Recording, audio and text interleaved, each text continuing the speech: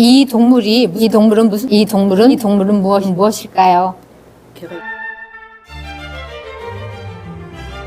안녕하세요. 뇌 가소성이란 특정한 활동이나 학습을 통해서 회복이 되거나 더 나아지게 만드는 것, 그것이 뇌 가소성이라고 말씀드렸잖아요. 그런데 뇌 가소성의 효율 또는 능률을 올리는 방법이 있어요. 기본적으로 어떤 사람은 정보를 많이 갖고 있고 어떤 사람은 정보를 덜 갖고 있을 수 있단 말이에요. 개인차가 있거든요. 선행되어지는 어떤 활동 같은 것들이 필요해요. 1단계부터 시작을 하고 그 다음에 1단계가 되면 2단계를 하고 그 다음에 3단계 정도 되면은 저절로 뇌가소성이 되는 것으로 구성되어 있답니다. 오늘은 그림 카드를 가지고 1단계를 할 거예요. 자, 시작해 봅시다. 이 동물이 무슨 동물인 것 같아요? 사슴이요. 예, 맞아요. 그러면 이 사슴은 무엇을 먹고 살까요? 풀, 그렇죠. 자, 이 동물은 무슨 동물일까요? 코끼리, 그러면 이 동물은 무엇을 먹고 살까요? 얘도 풀, 네. 자, 이 동물은 무엇이죠? 말이죠. 이 동물은 무엇을 먹고 살까요? 풀, 당근, 그쵸. 이 동물은 무엇이죠? 토끼, 이 동물은 무엇을 먹고 살까요? 풀이요. 네, 맞아요. 이 동물은 무엇일까요? 걔가 염소죠. 네, 염소예요. 음, 염소는 무엇을 먹고 살죠? 풀 먹고 살아요. 그래요. 자, 그래서 이렇게 풀이나 식물에 해당하는 먹이를 먹는 동물을 무엇이라고 그러나요? 초식 동물이라고 하지요. 네, 맞습니다. 자, 이 동물은 무엇일까요? 걔 늑대 같아요. 맞아요. 이 동물은 무엇을 먹고 살죠? 뭔가 자기보다 작은 동물을 잡아먹고 살지요. 맞아요. 자, 이 동물은 무엇일까요? 걔는 뭐예요? 잘 모르겠죠? 네. 자, 아, 여우가 여우예요. 어요 네, 음, 갈색 여우. 음, 약간 회색이 네. 있어 보이죠? 이거 이제 겨울에 갈색 여우가 이렇게 회색 좀 보인대요. 그래서 이 여우는 무엇을 먹고 살까요? 걔도 뭔가 동물을 잡아먹고 살지요. 그렇죠. 이 동물은 무엇이죠? 호랑이요. 자, 이 호랑이는 무엇을 먹고 살까요? 걔는 동물을 잡아먹어요. 이 동물은 무슨 동물이죠? 사자입니다. 사자는 무엇을 먹을까요? 동물을 잡아먹지요. 그렇죠. 자, 이 동물은 걔는 안 무슨 동물일까요? 맞아요. 자, 이 동물은 무엇을 먹고 살까요? 걔도 동물을 잡아먹지요. 맞아요. 자, 이 동물은 무엇이죠? 고양이인데요. 네. 고양이는 무엇을 먹고 사나요? 고양이는 그거 애매해요. 요새 저기 집고양이들이 있어서. 집고양이도요, 사실은 사료가 동물성 재료를 그래요? 가지고 만들어요. 동물 잡아먹고 살죠. 그렇죠. 네. 그래서 이것은 무엇이라고 부르죠? 육식 동물이라고 하죠. 맞아요. 이렇게 또 동물은 초식 동물과 육식 동물로 분류할 수 있답니다. 이게 바로 범주화로 보는, 모듈화로 보는 분류예요. 자, 다음 분류 한번 또 보겠습니다. 자, 이제는 다른 분류예요. 이게 무슨 동물인 것 같아요? 염소예요. 자, 이 동물의 특징이 뿔이 있어요. 네. 그렇죠. 네. 자, 이건 무슨 동물이죠? 소입니다. 이것도 뿔이 있죠?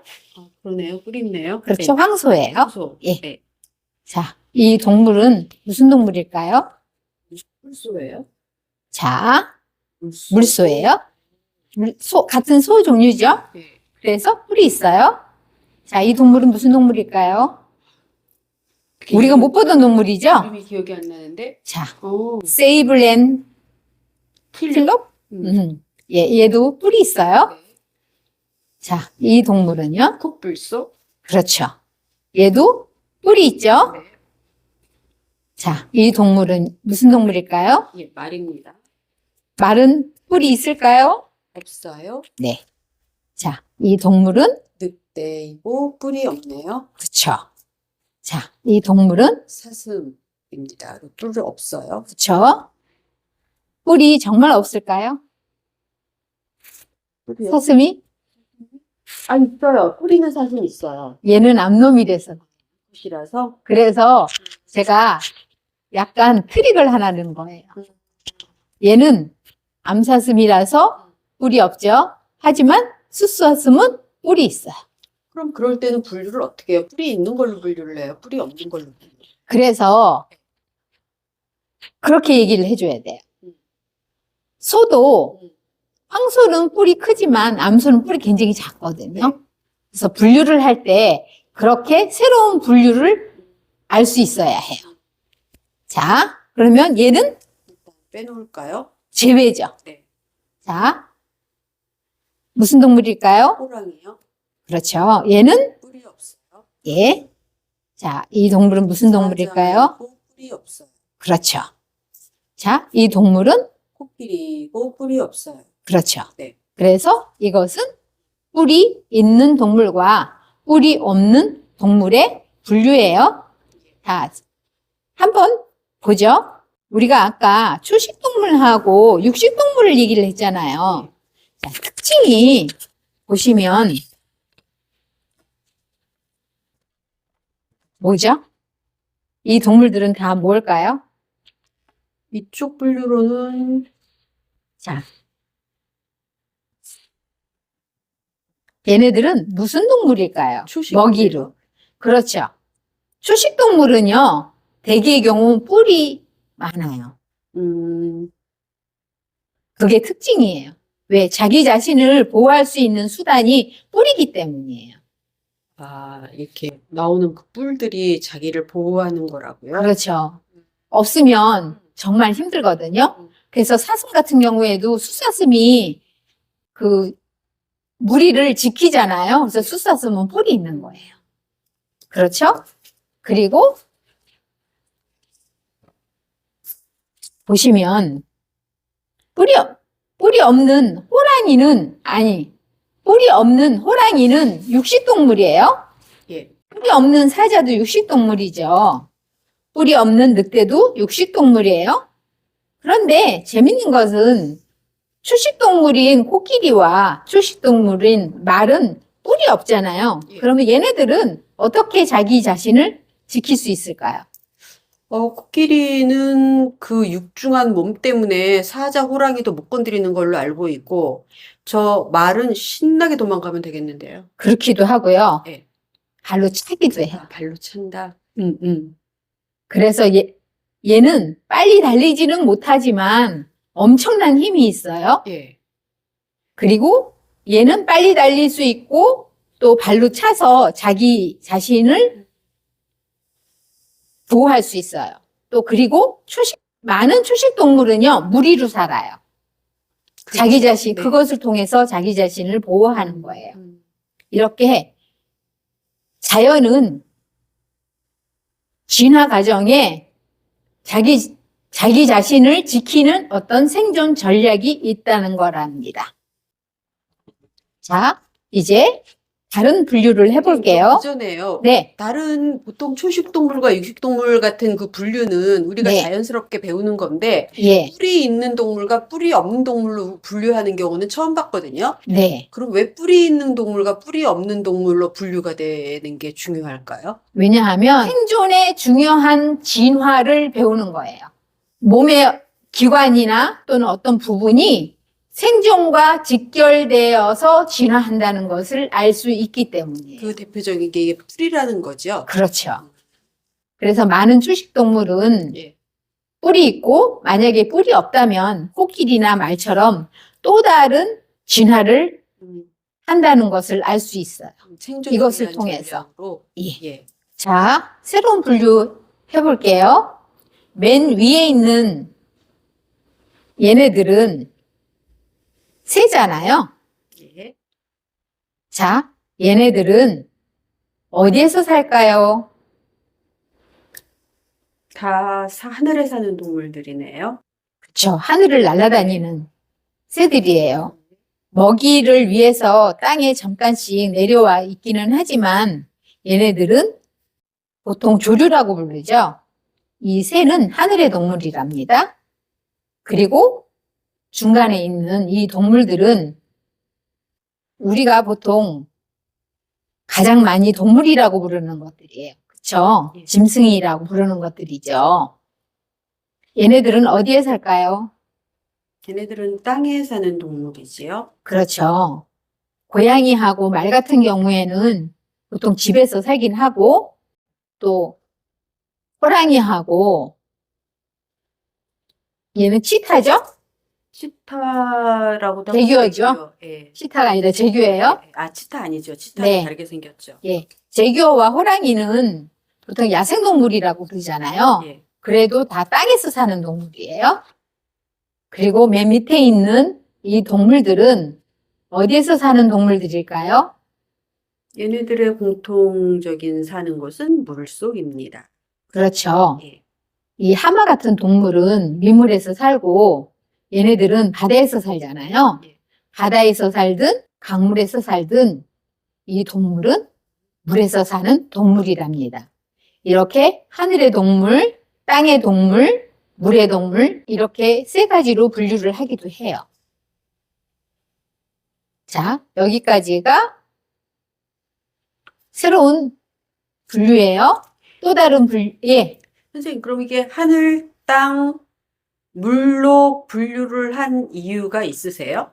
이것은 서식지에 대한 분류예요. 그래서 하늘에 사는 동물들은 다 날개가 있는 특징을 갖고 있죠. 그리고 물에서 사는 동물들은요, 하마 같은 경우는 아니지만 거북이는 발이 마치 지느러미 비슷하게 생겼잖아요. 그리고 여기에서 나오지 않는 고래 같은 동물도 지느러미가 있죠. 어류가 아닌데도 불구하고 물개도 발이 지느러미처럼 생겼잖아요. 그렇게 어떤 그러니까 진화로서의 특징 같은 것들이 생존을 위해서 나타난다는 거예요. 내 서식지에 살기 위해서 내 몸을 진화시켜가는 그 과정들이 드러나는 동물들이라는 그렇죠. 거죠. 모든 생명은 성장하고 진화한다는 것이 자연의 법칙이랍니다. 새로운 분류를 볼게요. 네. 이것은 새로운 분류예요. 자, 이쪽에 있는 것은 무엇으로 보이세요?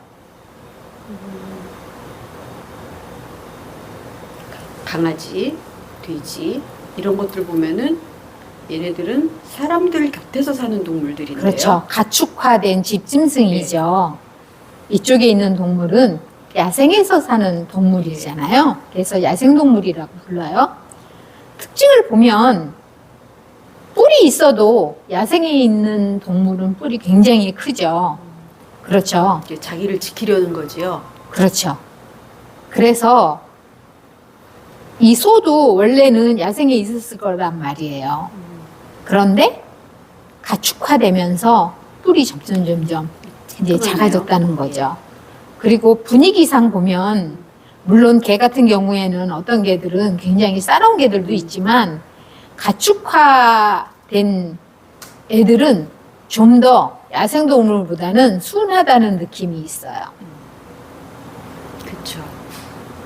그리고 근데 기본적으로 그 순한 성격이 있었으니 가축화에 성공한 거라고 봐도 되지 않을까요? 그게 정답이에요. 근데 개 같은 경우엔 늑대에서 개과지만 늑대에서 개로 변했잖아요. 그래서 아직도 개 때문에 사고가 많이 일어나죠. 그렇죠. 개는 왜 집에서 가축으로 키웠을까요? 그러니까 그 신석기 시대처럼 되돌아가서 생각을 해보면 뭔가를 지켜주지 않았을까? 왕왕을 그렇죠. 지켜가지고 순하면서. 그래서 무서운데도 불구하고 집에서 키우는 경비병의 역할을 했기 때문이에요. 얘는 사람 대신 노동력을 그렇죠. 대신하고 얘는 먹을거리죠. 얘도 먹을거리요. 먹을거리긴 하지만 요즘 이제 먹을거리지 옛날에는 노동력 대신이었어요. 예. 그리고 얘도 먹을거리. 음. 얘도 먹을거리죠. 예. 그래서 많은 야생동물을 이제 가축화해서 순해졌다는 거예요. 예, 여기까지 하겠습니다.